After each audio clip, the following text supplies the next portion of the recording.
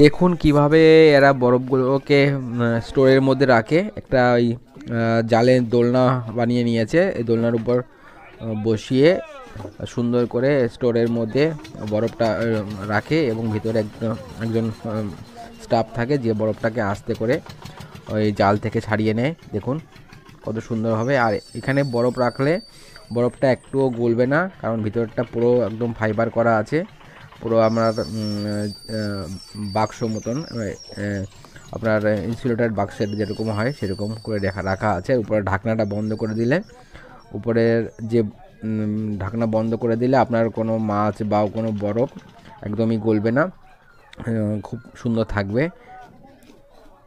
আর আপনারা সবসময় সাদা বরফ নেওয়ার চেষ্টা করবেন। আর এরকম ভিডিও ভালো লাগলে লাইক করবেন, সাবস্ক্রাইব করবেন। টাটা, ভালো থাকবেন, দেখা হবে পরবর্তী।